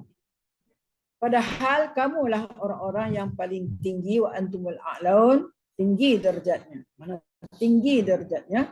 In kuntum mu'minin, jika kamu orang-orang yang beriman. Ketinggian derajat tersebut adalah terhad bagi orang yang beriman. Ketinggian derajat adalah terhad bagi orang-orang yang beriman. Iaitulah lebih tinggi, al-a'laun. Lebih tinggi darjatnya dari orang kafir. Ini orang beriman ni lebih tinggi darjatnya daripada orang kafir. Kenapa? Sebab keimanannya. Sebab keimanannya dia jadi lebih tinggi darjat daripada orang kafir. Dan itu bukanlah ketinggian dan kelebihan yang mutlak. Mana kita ni pun boleh jadi mendapat darjat tinggi sebab keimanan kita. Tetapi ketinggian dan kelebihan itu bukanlah mutlak. Ketinggian yang kita dapat, yang dianugerah oleh Allah bukanlah mutlak. Ketinggian dan kelebihan mutlak hanyalah milik Allah. Kelebihan, ketinggian yang mutlak hanya milik Allah. Kerana dia maha tinggi, kerana Allah itu maha tinggi dan jauh dari segala kekurangan dan kelemahan. Dia mengatasi segala sesuatu. Maka wajib diketahui bahawa sifat ketinggian Allah menurut akidah Ahlus Sunnah wal Jamaah tergolong ke dalam dua jenis. Itu ulu. Kita baca dengan al-ulu. Ulu, ketinggian. Ketinggian dari segi zatnya, zat Allah ni lah. Ulu, ketinggian dari segi sifatnya. Zat Allah. Diri Allah itu sendiri, zat dia tu tinggi, maha tinggi. Ketinggian juga dari segi sifatnya, sifat Allah. Sifat yang kita tahu, wujud dan bapak semua tu, mana sifat Allah adalah maha tinggi. Maknanya mutlak. Tidak seperti manusia yang hanya terhad. Ulu, ketinggian zat bermaksud bahawa Allah mengatasi segala sesuatu dalam zatnya. Dan segala sesuatu selainnya adalah lebih mudah daripadanya.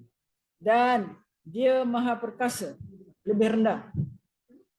Dan segala sesuatu selainnya adalah lebih rendah daripadanya. Selain daripada Allah ni adalah rendah sifatnya.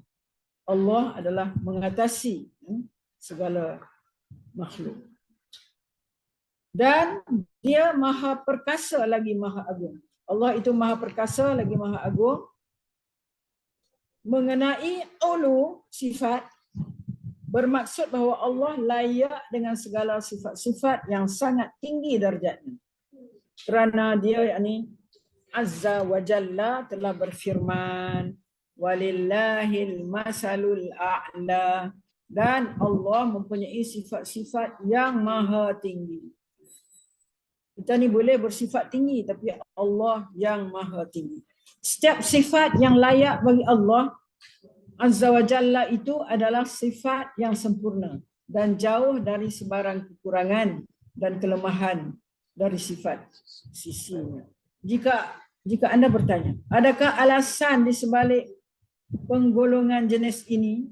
Apakah anda punya bukti dari Al-Quran atau As-Sunnah? Apakah anda mendapatinya dari asar? Asar itu makna perkataan atau kata-kata dari para sahabat.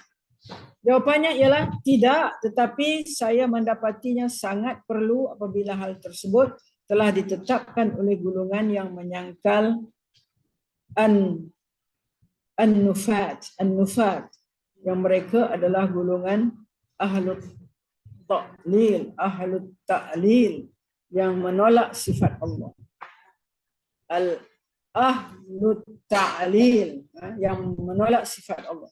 Mereka membataskan ulu, ketinggian, kepada sifat semata-mata. Mereka mengatakan bahawa ketinggian Allah hanya pada sifatnya dan bukan pada zatnya.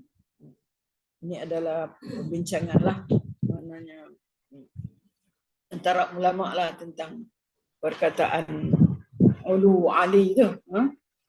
Semata-mata mereka mengatakan bahawa ketinggian Allah hanya pada sifatnya dan bukan pada zatnya. Orang-orang ahli at-ta'lil, ahlut ta'lil saling berpecah belah. Itu yang dikatakan tu. Mana mereka berbincang berkhilaf dalam perkara ini, dalam menetapkan ketinggian ulu zatnya sebagaimana dibincangkan di bawah ini. Apa yang penting ialah bahawa para imam as-salafus salih, ini yang mungkin kita nak kena pegang di sini, imam as-salafus salih rahimahumullah dan para ulama yang datang kemudian menggunakan kaedah penggolongan tersebut disebabkan keperluannya kerana mereka telah diuji oleh orang-orang ahli ta'lil yang menafikan ketinggian zat Allah. Sebab mereka ini menafikan ketinggian zat Allah. Dan dengan demikian mereka wajib menegaskan ketinggian menggunakan cara tersebut. Hakikatnya jika kita hanya mengatakan bahawa Allah Maha Tinggi dan jika ada salah seorang dari golongan ahli ta'lil mengatakan ketinggian hanya pada zat Allah, maka bagaimana dengan pemahaman orang-orang awam? Perkara yang difahamkannya hanyalah Allah itu layak dengan ketinggian sifatnya sahaja. Tetapi jika kita mengatakan Allah Maha Tinggi sifat dan zatnya, maka orang-orang awam akan memahami makna tersebut dengan jelas. Maka kita kena kata untuk kedua-dua sekali lah, mana pada sifat pun Allah Maha Tinggi, pada zat dia pun yang Maha Tinggi. Kita tinggallah makna perbahasan mereka sama-sama mereka tentang mana untuk mudah kita pegang saja Allah itu Maha Tinggi sama ada dari sifat dia dan pada zat dia, maka orang-orang awam akan memahami makna tersebut dengan jelas. Sesungguhnya yang mula-mula jelas bagi orang-orang awam ialah ketinggian Allah berkaitan dengan zatnya. Sudah pasti. Ulu, yakni ketinggian itu, ketinggian sifat itu, sebahagian daripadanya ulu zat, ketinggian dari zat, dari segi zat Allah, diri Allah. Namun anehnya golongan ta'lil ni yang menyangkal mempertahankannya di masa ramai orang tidak jelas mengenainya. Kita tak saya ikutlah golongan ini. Kita ikut yang mengatakan bahawa Allah itu Maha Tinggi dari segi sifat dia dan zat dia. Orang-orang ahli ta'lil berpecah menjadi dua golongan pula ketika mereka berbalah dalam menolak ketinggian zat Allah. Okey. Golongan pertama, ni ahli ta'lil tu lagi. Mereka mengatakan bahawa Allah berada di mana-mana dengan zatnya. Dan kalau begitu, maka menurut anggapan mereka Allah bertempat atau tidak bertempat pada hayyiz. Hayyiz makna tempat. Seandainya jika dia bertempat, itu di bawah tu dah diterangkan. Hayyiz itu apa? Secara bahasa kalimah hayyiz menandakan melukis, mengumpul atau berkumpul bersama, mengawal hak milik seseorang, mengawal harta milik seorang, mengusir unta dengan lembut ke tempat air, bangun, berpaling dan mengarah kepada beralih, beredar atau beredar jauh-jauh, berundur, meninggalkan suatu tempat ke tempat yang lain, berpaling ke sisi di suatu tempat atau kepada teman yang lain atau ruang yang ditambahkan pada rumah. Hayyiz itu mana tempatlah. Pada hayyiz, maka sudah tentulah perlu baginya untuk bertempat pada tempat-tempat dan tidak ada satu tempat tertentu yang dia tetap padanya. Dan jika dia tidak mempunyai hayyiz, maka dia adalah ma'adum. Ma'adum itu makna tak wujud. Ma'adum min ain dal waw mim. Maka dia adalah ma'adum, makna tidak wujud. Mereka tidak mengatakan bahawa yang tidak menepati hayyiz itu adalah seperti udara atau orang atau yang serupa. Kerana ini tentu tidak akan sesuai dengan pemahaman mereka. Mungkin kita ketinggal adalah perselisihan mereka ini. Saat ini kita pun jadi keliru, tak faham. Cuma saya kata biarlah kita pegang kepada Allah yang maha tinggi itu, maha tinggi dari segi apa? Dari segi ulu, dari segi sifat dan zatnya sekali. Sifat dan zatnya sekali. Tidak seperti mana yang diperselisihkan oleh ini, dua golongan ini. Kita tinggalkanlah. Kita ambil wahwal aliyul azim. Wahwal aliyul azim. Wasi'a kursiyuhus samawati wal ard wa la ya'uduhu hifdzuhuma. Bahagian ketiga dalam ayat yang pendek ini, itulah wahwal aliyul azim, dan dia maha tinggi dan maha besar. Dia maha tinggi dan maha besar. Okey, kita lihat tentang perkataan Ali. Ulu, Ali ataupun ulu yang ada di dalam Al-Quran. A'la, yang ada di dalam, disebut dalam Al-Quran. Dan dia maha tinggi. Dan dia maha tinggi. Allah itu maha tinggi.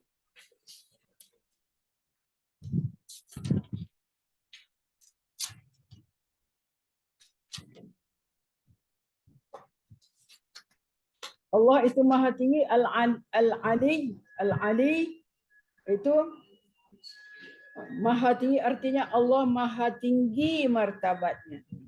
Bukan maha tinggi dari segi fizikalnya, iaitu Allah maha tinggi martabatnya, atau yang mempunyai martabat maha tinggi. Kita lihat di sana ada dalam suratul Hajj, Allah berfirman, zalika bi anna Allaha huwal haq wa anna ma yad'una min dunihi huwal batil wa inna Allaha huwal aliyyul kabir.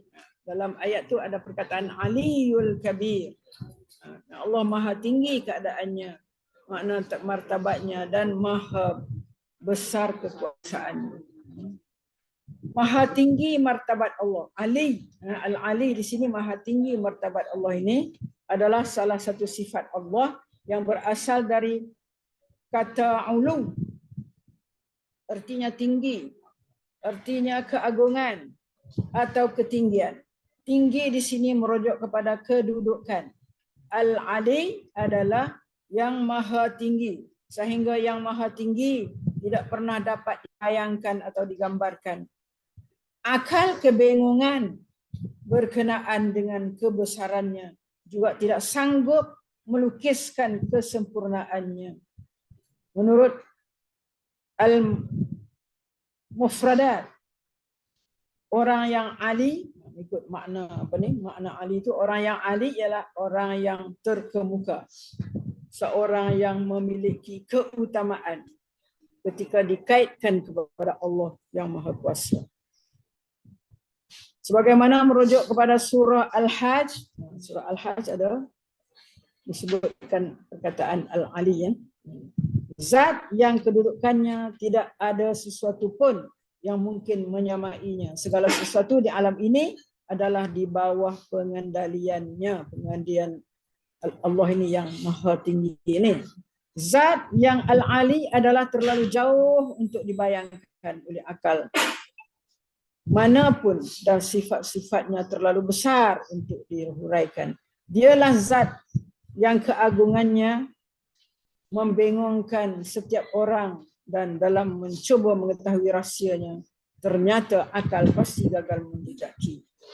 Jadi apakah yang kita manusia ni boleh ambil cerminan daripada sifat Allah Al-Ali, seperti mana kita ambil dulu daripada Allah, apa dia yang cerminan dan kita boleh dapat daripada perkataan Allah, daripada perkataan Al-Hayyu, daripada perkataan Al-Qayyum, dan sekarang daripada perkataan Al-Ali. Apakah cerminan pada Asmaul Husna ini? Ialah apa? Iaitu kita manusia ni hendaklah ada sifat apa? Merendah diri. Kalau Allah tu maha tinggi, maka kita Sebagai hamba Allah hendaklah kita ada sifat merendah diri dan tidak meninggikan diri. Rendah diri, kita tidak meninggikan diri. Ini di antara adab mulia seorang mukmin adalah kerendahan hati dan ketundukan di hadapan Allah yang Maha Kuasa. Kerendahan diri dan kita tunduk di hadapan Allah Subhanahu Wa Taala.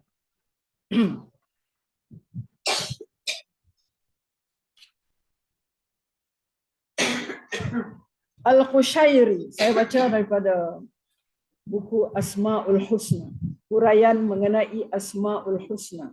Yang saya baca, yang saya ambil ni adalah daripada buku Asmaul Husna. Daripada Al-Qushairi, seorang tokoh sufi, penulis risalah Al-Qushairi telah melaporkan perkataan bahawa Allah Ta'ala, ya kita tengok bagaimana perkataan Al-Aliyu, Al-Ali.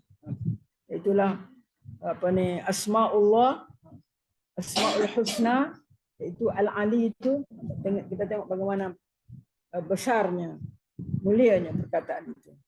Ini diterangkan oleh seorang tokoh sufi yang bernama Al-Qushairi. Dia kata bahawa Allah mewahyukan kepada Nabi Musa untuk naik ke sebuah gunung, kan? Masa Allah nak bagi wahyu kepada Nabi Musa, seolah Allah perintahkan Nabi Musa supaya naik ke sebuah gunung, tempat tinggilah, sehingga dia akan memberi wahyu kepada Nabi Musa ini. Di sana, apabila Allah kata nak bagi wahyu kepada Nabi Musa ni, tapi syaratnya tempat dia tinggi, gunung. Jadi bila begitu, setiap gunung tu berlomba-lomba antara satu dengan lain. Nak harap menjadi gunung yang didekati oleh wahyu Allah ni, dinaiki oleh Musa dan didekati oleh wahyu Allah. Jadi setiap gunung tu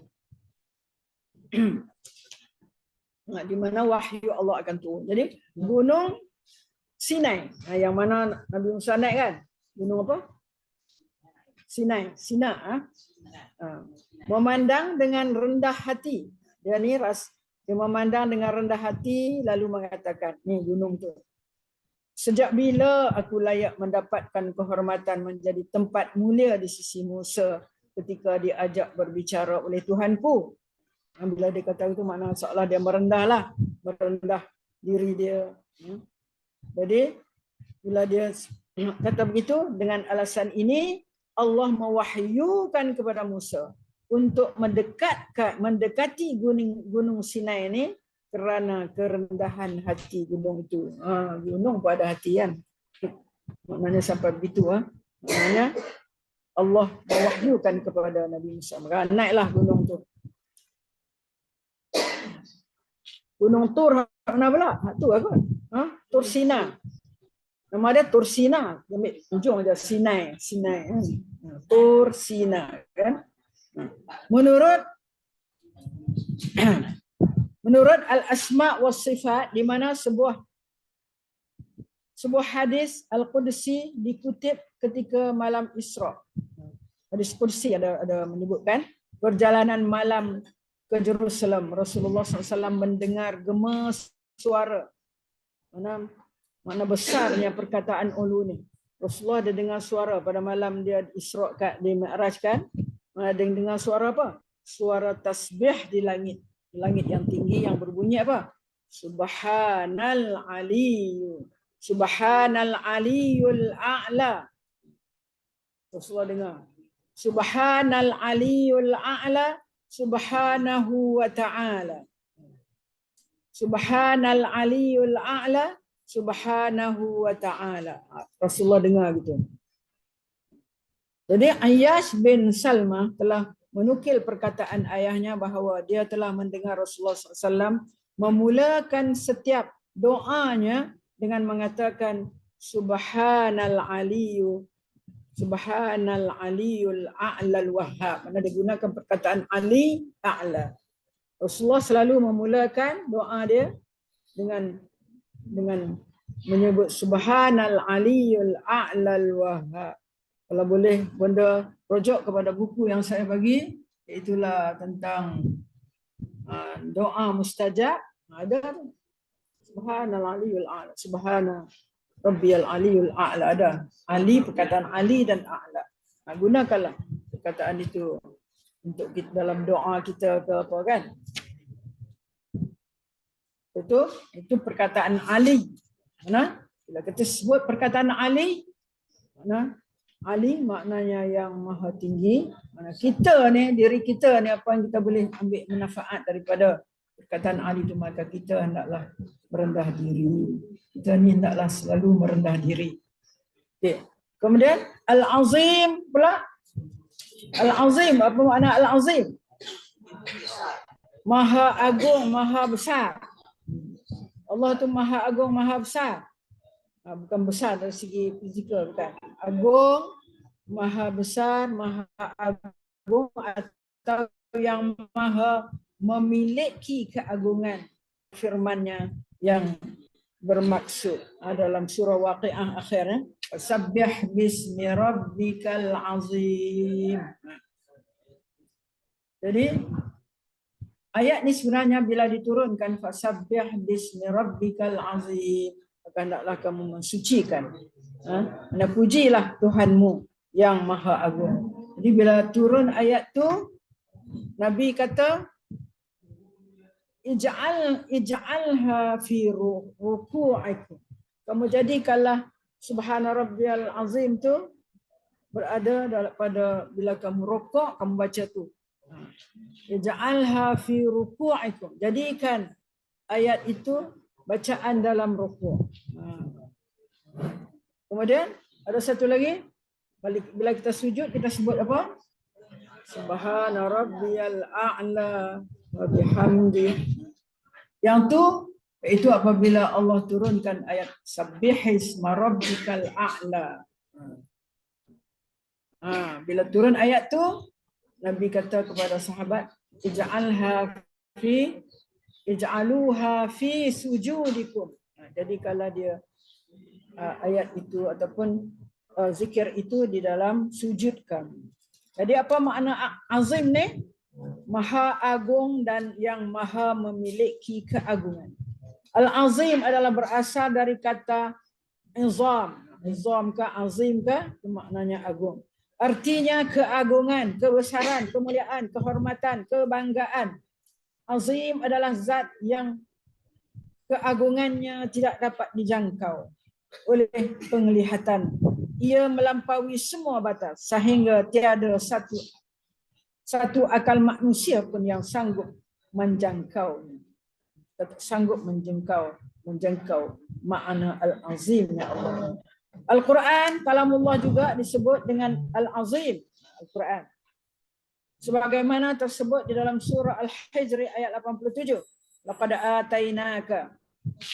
Laqad atainaka sab'an minal masani wal Qur'anil azim. Allah ada sebut di dalam suratul Hijr ayat yang ke-87. Wa laqad atainaka sab'an minal masani wal Qur'anil azim. Semuanya kami telah datangkan kepadamu 7 ayat yang diulang-ulang membacanya, masani, dan diturunkan Al-Qur'anul Azim, Al-Qur'an yang agung. Ketika Rasulullah menulis sepucuk surat kepada Hercules, baginda menyebutnya sebagai orang Al-Azim. Disebut, Rasulullah sebut dalam surat itu, menyifatkan Hercules itu sebagai Al-Azim dari Rom, yakni orang yang paling agung di Rom, maksudnya. Orang yang paling agung di Rom. Itu dalam surat Rasulullah yang mengajak Raja Rom itu masuk Islam. Tanda-tanda kekuasaannya menerusi firman-Nya yang bermaksud, barang siapa yang mengagung-agungkan ayat Allah, sesungguhnya dia adalah pantulan dari ketakwaan terhadap ketakwaan hatinya. Itu zalika wa man yu'azzim. Itu disebut perkataan yu'azzim. Barang siapa yang mengagung-agungkan, membesar-besarkan ayat-ayat Allah sya'airallah fa innaha min taqwal qulub. Itu adalah pantulan daripada ketakwaan hati. Siapapun yang sangat menghormati ayat-ayat Allah, menghargai perintah agama, berpegang erat kepada apapun yang berkaitan dengan Allah, maka sesungguhnya dia dalam kedudukan mulia yang dihormati oleh Allah dan hamba-hambanya. Rasulullah SAW telah menyampaikan khabar gembira berikut. Apa dia khabar gembira? Itu tentang penggunaan kataan azim. Barang siapa yang belajar, kemudian menjadi memahami sepenuhnya, kemudian beramal sesuai dengan apa yang telah dipelajarinya, nescaya ia diagung-agungkan di kerajaan langit. Maknanya yu'azzim. Dia gunakan perkataan yu'azzim, maka dia akan diagung-agungkan di kerajaan langit. Ini kerajaan Allah SWT. Ini berita gembira kepada hadis ini. Siapa yang belajar, kemudian dia jadi faham, kemudian dia beramal dengan sesuatu yang dia pelajari, maka dia akan diagung-agungkan, yu'azzim, oleh kerajaan langit. Lagi, Ibnu Abbas radhiyallahu anhu menukilkan perkataan Rasulullah SAW bahawa apabila seorang memasuki sebuah ruangan untuk menjenguk orang yang sedang sakit, mana kita ziarah orang sakit lah, dan belum sampai pada ajalnya orang sakit, mungkin sakit dia tenat juga lah, tak sampai ajal lagi, hendaklah membaca ucapan berikut sebanyak 7 kali. Ucapan berikut, doa untuk orang yang sakit yang ada perkataan azim, itulah as'alukallahumma rabbal arsyil azim an yashfiyaka. Mana kita minta apa? Ya Allah, aku mohon padamu ya Allah, Tuhan Arasy yang agung, Rabbal Arsyil Azim, supaya kamu sembuh daripada penyakit. Dibaca 7 kali. Itu adalah adab-adab kita melawat orang sakit. Jangan pergi duk cerita yang bukan-bukan. Jangan pergi duk kata, minggu sudah orang sakit macam ni, dah mati dah. Jangan macam tu. Pergilah doa dengan doa yang sesuai. Apa dia?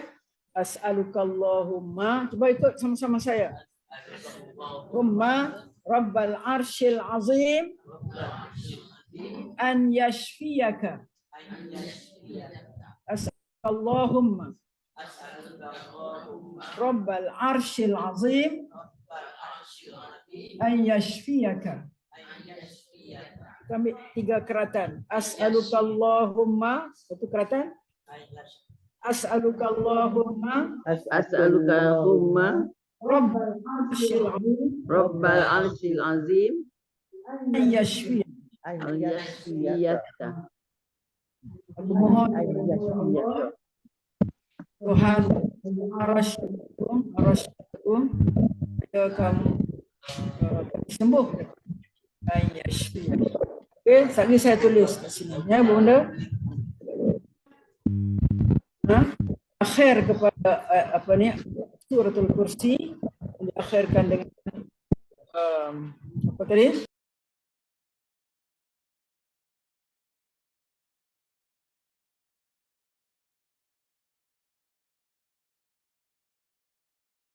Ustazah punya suara dah tertutup.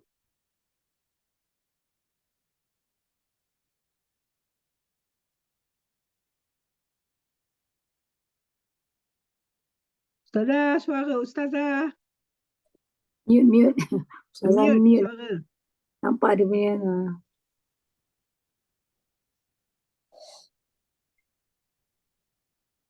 Datuk Azian tolong tengokkan. Cakap kat Datuk Azan. Datuk Azian tolong tengokkan laptop Ustazah. Termute. Datuk Azan dengar ke tu?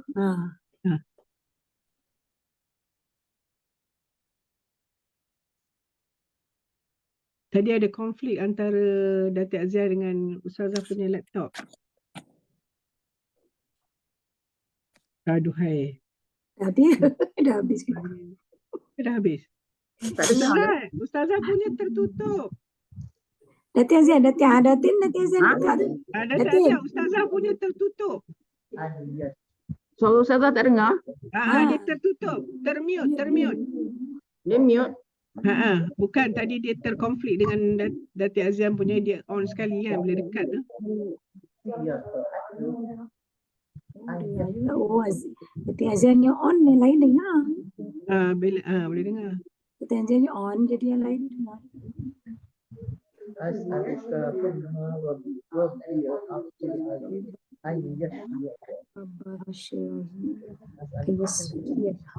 Allahul Azim, Rabbal Arsyil Azim, Ayyashfik. Ayashfiyaka ya, Ayashfiyaka. Ayyashfik pun boleh, Ayyashfiyaka pun boleh. Ayashfik. Ayyashfiyaka. Kalau ni katanya Ayyashfiyaka. Ustazah tulis.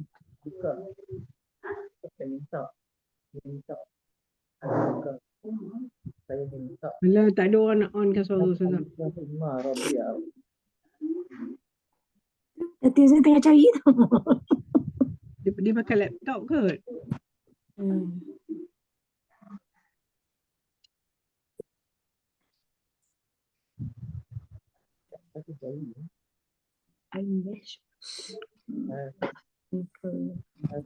Doa habis. Ini doa pula tu. Ustazah pakai hak saya lah. Oh, dia tulis. Tu. Yang tadi tu 7 kali tu. Hak saya on. Tak saya. Okey, suara Ustazah Datin punya pun okey juga. Pakai phone suara Datin. As'aluka Allahumma As'alullah. an yashfiyaka. Ya ke? Al-an alif nun, betul? Assalamualaikum. Yashfiyaka. Ya shin fa yaka. Ya Allah, Allah besarnya. Fasih. Asma'ullah, al-husna al-azim. Kataan al-azim. Rabbal arshil azim. An yashfiyaka. As'aluka. Kumohon kepadamu ya Allah. Allahumma ya Allah. Rabbal azim. Tuhan pada arasy yang agung, supaya Allah menyembuhkan kamu. An yashfiyaka.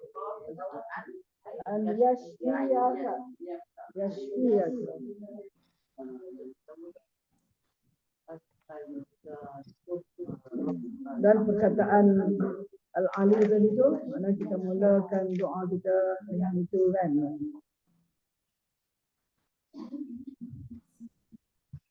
An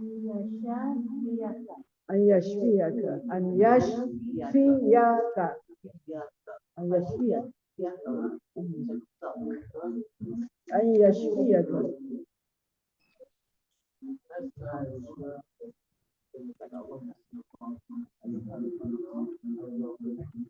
Subhanal Aliyyil A'la al-Wahhab. Subhanal Aliyyil A'la al-Wahhab. Ada permulaan doa. Apa ni? Untuk kita mula doa kan? Subhanal Aliyyil A'la al-Wahhab. Subhanal Aliyyil A'la al-Wahhab. Subhanal Aliyyil A'la al-Wahhab. An yashfiyaka.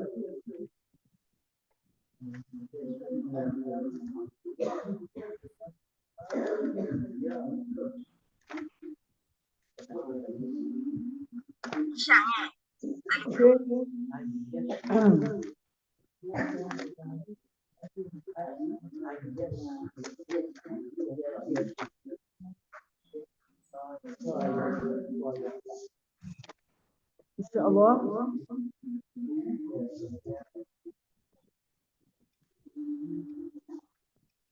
Maknanya kita sampai pada muka surat apa? 62. Surat 62.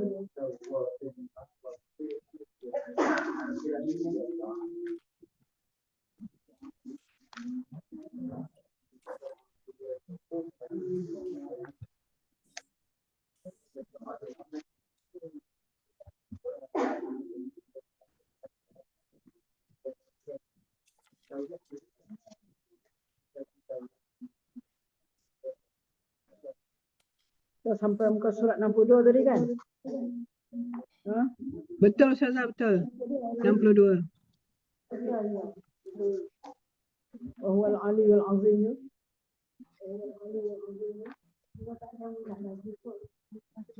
Ha? Muka surat 62. Yang betul-betul. Kita tak mau perselisihan dua golongan tu kita tak mau sendiri, kita takut kita keliru. Kita tak baca tu. Yang pertama kedua tu sebab mungkin akan membuat kekeliruan kepada kita.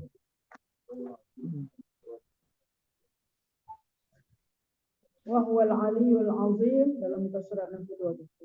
Dan dia maha tinggi dan maha besar. Maknanya dia nak beritahu di sini tentang ketinggian tu. Al-Aliyyu tu ada juga disebutkan di dalam surah lain, itulah Sabbihisma rabbikal a'la. Sabbihisma rabbikal a'la. Sucikanlah nama Tuhanmu yang paling tinggi. Ada disebut. Sabbihisma rabbikal a'la. Tadi saya ada sebut bila Allah menyebutkan fasabbih bismi rabbikal azim, Allah kata kepada para sahabat, ij'aluha fi ruku'ikum. Jadikanlah ayat ini kamu baca dalam rukuk kamu. Sebab kita baca subhana rabbiyal azim wa bihamdi. Ini pula sabbihisma rabbikal a'la. Sucikanlah Tuhanmu yang paling tinggi, perkataan a'la. Ini maksudkan juga sama dengan al-aliyyu tadi ya, al-aliyyul azim tu. Al-aliyyu sabbihisma rabbikal a'la. Maka bila turun ayat ini pula Allah kata kepada para sahabat, ij'aluha fi sujudikum. Jadikanlah bacaan ini dalam sujud kamu. Sebab kita kata subhana rabbiyal a'la wa bihamdi. Subhana rabbiyal a'la wa bihamdi kan. Jadi azim, subhana rabbiyal azim wa bihamdi. Saya ada cerita menarik tentang menyebut subhana rabbiyal a'la. Mungkin kita boleh bawa ke minggu depan kot. Ni cerita dia India. Banyak kan? Nak cerita. Sangat menarik. Kalau kita tahu ni, kalau kita tahu cerita ni, Allah tak mau tinggal lah. Ingat saja baca, ingat saja baca.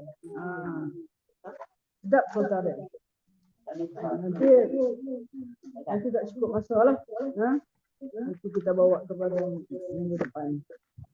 Minggu depan habis lah kot semua ni. Subhana rabbiyal a'la. Kemudian kita nak sebut lagi tadi, wa huwal qahiru fawqa ibadihi. Tunjuk bahasanya Allah tu Ali yang maha tinggi ya. Wa huwal qahiru fawqa ibadihi. Ini kata ayat-ayat yang lain menyatakan fawqiyah. Menyatakan fawqiyah. Apa makna fawqiyah itu? Allah di atas makhluk. Allah adalah mengatasi di atas makhluk. Bagaimana firman-Nya dalam Al-Quran, wa huwal qahiru fawqa ibadihi. Dan dialah yang berkuasa, al-qahir, berkuasa atas sekalian hamba-Nya. Fawqa, atas sekalian hamba. Fawqa ibadihi, al-qahir, maha agung dan maha perkasa, menguasai dan mengatasi seluruh hamba-Nya. Ini makna kepada perkataan qahir. Yang maha kekal dan maha kuasa. Dia menakluki semua makhluknya, segala sesuatu di alam ini, yang di atas atau yang di bawah, semuanya tertakluk kepada kehendaknya, kehendak Allah dan kekuasaannya. Apa saja yang dikehendakinya akan terjadi, pasti terjadi. Dan apa saja yang dikehendaki tidak terjadi, maka tidak akan terjadi. Semua makhluk bergantung kepadanya. Maka tidak berkuasa untuk memudaratkan atau memanfaatkan diri mereka sendiri. Dan mereka juga tidak berkuasa terhadap kehidupan, kematian atau hari berbangkit. Makhluk yang paling berkuasa tiada nilai di sisi kekuasaan dan kerajaan Allah yang maha perkasa. Makhluk yang diambil oleh manusia sebagai sesembahannya selain Allah tidak dapat melindungi diri mereka dari sendiri, apatah lagi menguasai dan yang selainnya. Hanyalah Allah, Tuhan yang mempunyai kerajaan yang sempurna, layak diibadahi. Jadi kita sambunglah dalam muka surat 63 ni, nak mengatakan ada lagi banyak ayat-ayat yang menyebut tentang tinggi, mana ketinggian Allah Subhanahu Wa Taala. Banyak lagi ayat-ayatnya sampailah kepada muka surat 64 Sampai apa ya? Sampai surat 30 kita membincangkan tentang perkataan Aliyu Al-Azim. Al-Aliyul Azim. Jadi kita berhenti setakat muka surat 63 ya. 63. Okey, Allahu a'lam. Kita baca tasbih kafarah ya. Subhanakallahumma wa bihamdika asyhadu an la ilaha illa anta astaghfiruka wa atubu ilaik. Bismillahirrahmanirrahim. Wal 'asri innal insana lafi khusr illa alladhina amanu wa 'amilus solihat wa tawasaw bil haqqi wa tawasaw bis sabr. Amin ya rabbal alamin. Okey. Kereta dah datang. Kena cabut balik. Kena cabut balik start. Sesuai Jumaat. Ustazah sesuai Jumaat dah datang. Ingatkan saya kalau saya lupa. Ustazah, mana ada Ustazah Subhana Rabbiyal A'la tu? Kita akan baca misalnya ada. Cerita. Terima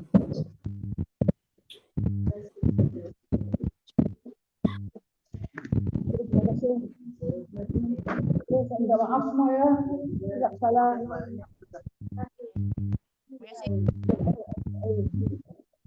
Kita cakap pun dia tak dengar aku buat. Terima kasih pun tak dengar. Tak dengar tak apa ada. Dengar. Ustazah, Assalamualaikum. Dengar Waalaikumsalam. Mas, terima kasih. Terima kasih Minggu depan kena ulang last one sikit lah. Ya, bilang balik. Assalamualaikum. Okey, betul. Okay, terima kasih Ustazah. Jumpa kami. Datuk kita bincang dengan bila tu?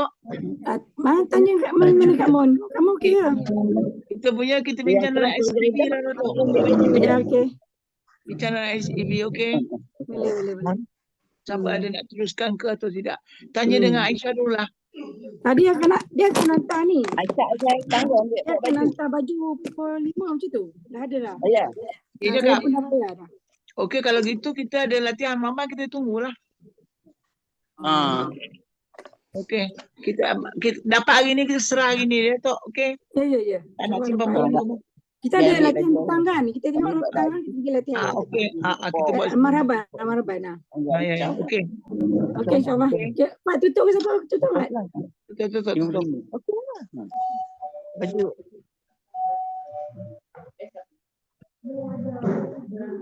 Okey, keluar ya. Tak tahu. Okey.